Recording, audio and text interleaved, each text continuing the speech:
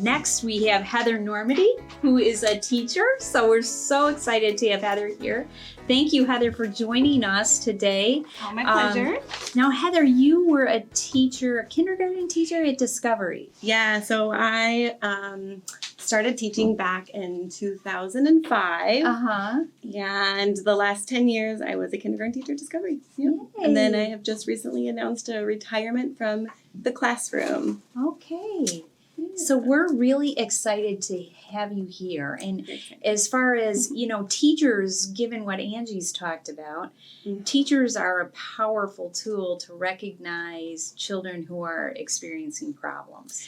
For sure. And I would just wanted to say that any, the issues that we might see in a school or a classroom, from my opinion, it starts with fixing things at home. So to change any sort of societal issues that we're seeing, I think investing in families first is how we start to change that domino effect. So, hands down, just thank you for being here and a resource for families. And, everything starts at home first. So. Yeah, it does. And I think the hard part is, in having children, I'm sure, in your classroom, when you sense that there's a problem, it's, what is a teacher's responsibility, or any one of us out in the community, what is our responsibility to try to, one, recognize there's a problem, and two, that old idea of who are we to say anything?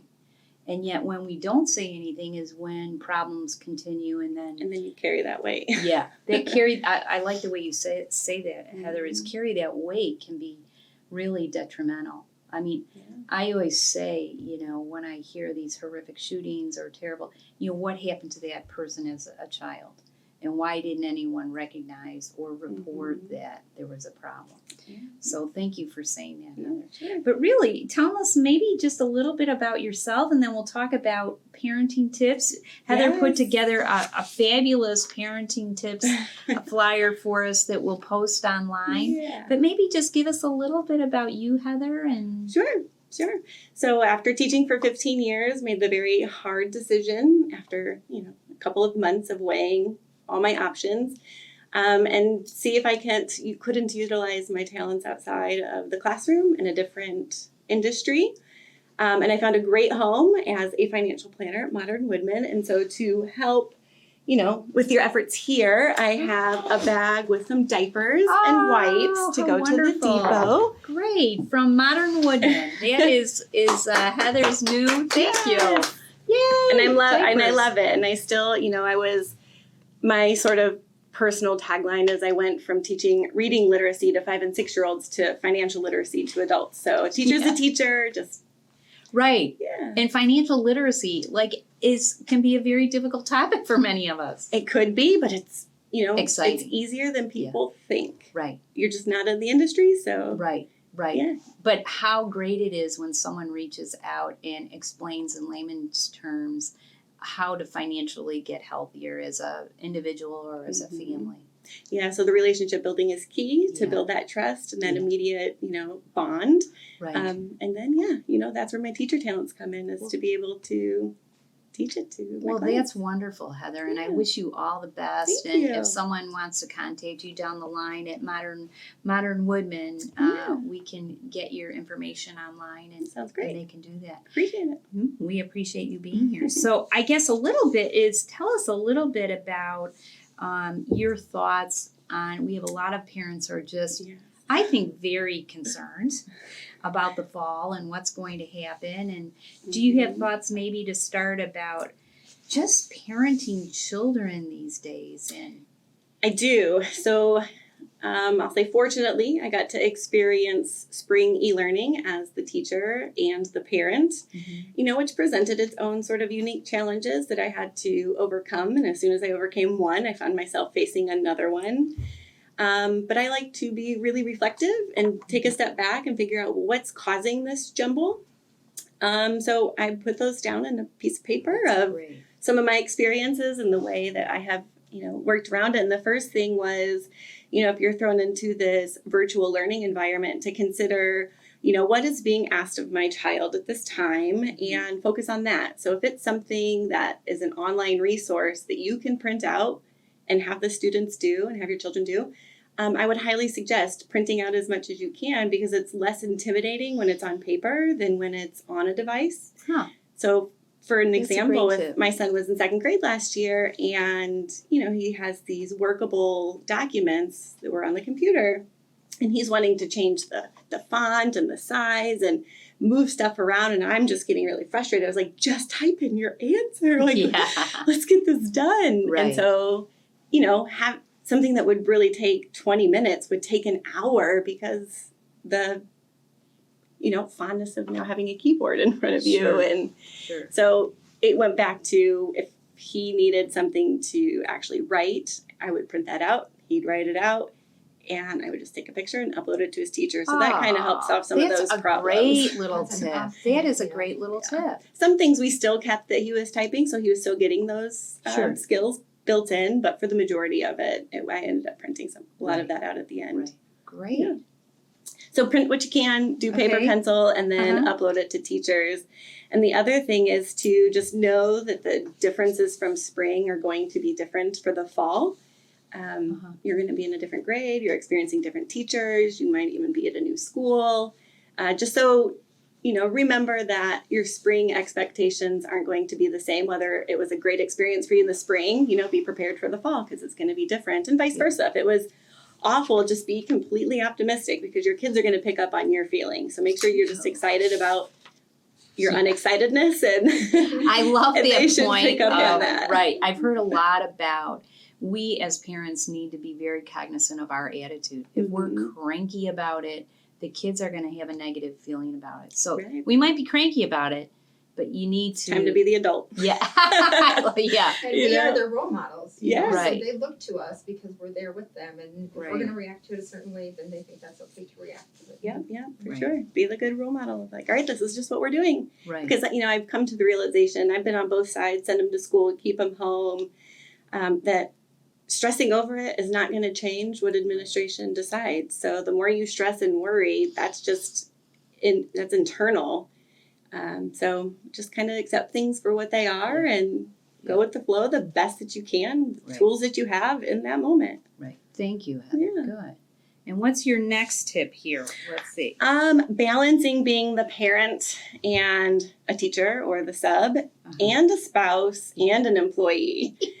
So I might have, been a great virtual teacher and then I was a little less effective as a homeschooling parent or e-learning parent. And then that trickled down to your spousal relationship where you're just tired and exhausted all day. And the last thing you want to do is to cook or clean. So just make sure you have a healthy balance.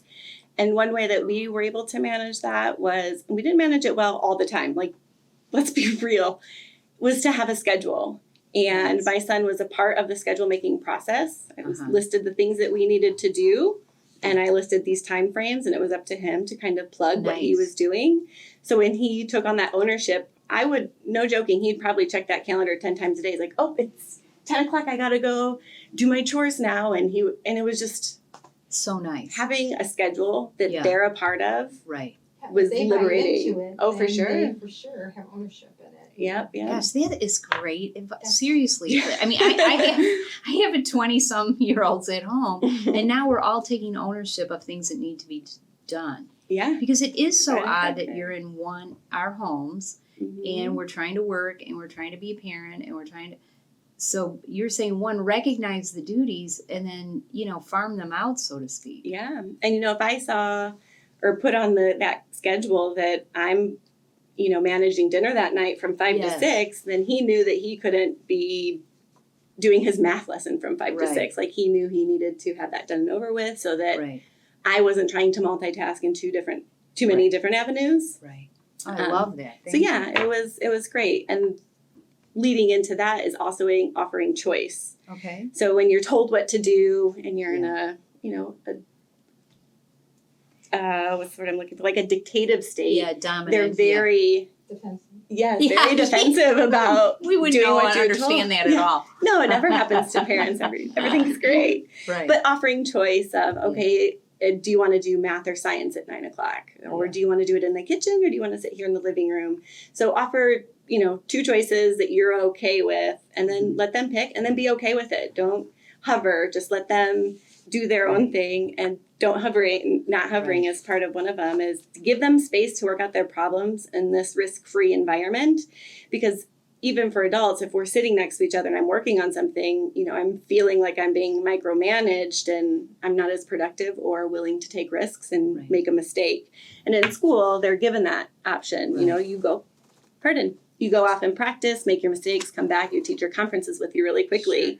So kind of treat it that sort of similar way of, all right, I'm going to walk away for 15, 20 minutes and I'll come back. I'd like to see, these 10 problems done before I come back. And so that gives them this, mental focus of, okay, before she comes back, I'm going to get these 10. I come back and I was like, all right, so are there any questions that you have? I might look it over and be like, oh, I see 2 of them that have addition mistakes. See if you can find them.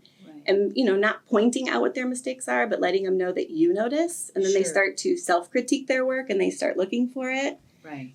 One way to offer choice in writing, I said, was, oh, I see you missed a couple of capitals. See if you can find them. Or you missed some punctuation. See if you find which sentence you need to add to. Mm-hmm. In math, it was checking. Usually it's lining up your place value for decimal placements or adding and whatnot. And then one way to kind of stretch out the burden that worked for us was PQA. Are you guys familiar with putting the question in the answer? So you restate the question as part of your answer. Ah. So one day, or one sitting of our schedule would be to take all of his assignments and just do the PQA part. He did nothing else. He didn't have to read anything. He just started every sentence out with the PQA. And then at a different time, we would come back and read for meaning and then fill out his PQA. So we were taking the one task and cutting it into 2 separate things. He doesn't need me for PQA. All of the spelling is there. The syntax is there. He just needed to get it done. So that was more of a task list. Okay. And then when it came down to content and answering the questions, I check in and offer support there. Gosh, Heather, those are fabulous. So simple, but so important. Yeah. Good. I think it's just really important that we remember as parents, now I'm outside of the classroom realm and I no longer have to empathize, but I get to sympathize with the working families that are also now, learning at home, is to make sure that we are providing that guidance and not dictating and nagging, because that's all it will come off to them is, stop nagging at me, get my work done. Right. Which we had been there. And that's how I can speak on this is, I know what it feels like. Yeah. And I have found some ways to avoid it. So any sort of tips that I can give to help other parents, it's my pleasure. Right. Well, thank you, Heather. So would you say in talking to parents, what do you think? I mean, I think it's important for parents to know that everyone is struggling with this. With a smile. Yeah. And it's okay to recognize that, or I almost use the term respect the fact that this is difficult. Mm-hmm. Because it is causing us all, no matter whether you've had traumatic consequences as a result of the COVID, like lost a job or can't get food on the table. And you're back to your bare necessities. Yeah. But to recognize that it's stressful at every level and to ask for help. Mm-hmm. Well, that's part of the part that I wrote in here was, step in when you can and however you can. So even if you don't have children, you have children in your neighborhood or in your neighbors or your nieces and nephews, like, hey, I have a couple of hours today. Yeah. Can I take your kids, zoom in with you and, help your kids walk them through lessons? Because I think, COVID has our whole community in a tizzy, and this is an opportunity for everybody to come together to step up and rise to the occasion to help out our community. Because while things do start at home, it takes a village, and we need to get back to that mindset of we all step in and help when and how we can. Oh, that's great advice, Heather, really. Give the parents a break, too, if you can. Yeah, no kidding. Yeah. No kidding. I think when we look back at this whole thing, it will be about how did we react to this? Yes. Were we totally stressed out and in our little silo? Or did we reach out and, as you say, Heather, rise to the occasion? Mm-hmm. So hopefully all of us can try. And it's a choice, though, to have a positive attitude, realize it's a mess, realize it's not going to be perfect, realize that it's going to be a year of unknowns. For sure. And we're all in this together. Everybody's dealing with it, not just as an individual. Right. Not just stay-at-home parents or working parents or Gosh. And it's temporary. Like, this is not going to Right. be forever. So we Right. just got to Right. adult. Well, see, that's a nice thing to think Yeah. of too, that it is temporary. I mean, it might be temporary for a year. Right. Goodness but in the knows how grand long. scheme of things, we're Right. in a blip, and that's all. Right. It's not forever. Mm-hmm. And even though we might be changed, certain aspects of our society changed for good, the big picture is it's not going to be like this forever. Sure. And you know what you sort of said, Lisa, this is our this is our adversity, and how are we going to model for our kids? Like, yes, they see that this Right. is hard for us, and we see that it's hard for them. And how do we want them to react? So you got to lead by example. Heather, you have great advice. Thank you so very much. Is there My anything pleasure. else? I know we could talk forever on the topic, but I could talk forever Yeah. on any topic. is there anything else you think you'd like to? Sure. One last component would be, even if you can't step in to provide assistance to your neighbors or to your family, at least check in. You know, I had done a couple of Facebook Lives and received feedback of how reassuring it was for them to see me struggling, you know, and just being vulnerable myself and letting people know that I'm struggling too. Here I am on Facebook Live. This is what it looks like. I had learned a few things from other people with their tips and tricks that I've incorporated, and then vice versa. I just literally went around my house where our classroom was taking place and said, hey, look, this is our schedule on the wall, and this has really been helpful. Yeah. And so checking in, posting on Facebook Live, and then just be really supportive, encouraging, you know, outside of just memes and gifts, but just, you know, recognize that people are trying their best. Right. And it might not be the same as somebody else's best, but just stay supportive and be encouraging, you know, and be the light that somebody needs at that right moment. Well, And Heather, somebody just needs someone to talk to sometimes. Yeah. You know, Right. Just get it off their chest and say, Right. it's okay. It's Yeah. okay to feel this way. And you don't have to solve their problems because they just want to vent. They just need Yeah. someone to vent to. They don't Right. need someone solving their problems all the time. right. Well, Heather, Yeah. thank you so much My for pleasure. everything that you've given us today. I mean, I'm sure that's the tip of the iceberg. Maybe we could go to Heather's Facebook page, Heather Normandy. Thank you so much. All the best with Modern Woodman, and Thank thank you you. for our gifts. Yes, my pleasure. And just following that theme, I would leave us today with, someone told me about the power of pause. That whether it's our children or our husband or anyone at home versus out in society, is just pause sometimes before we react, Sure. because people are struggling, and taking a breath is really important.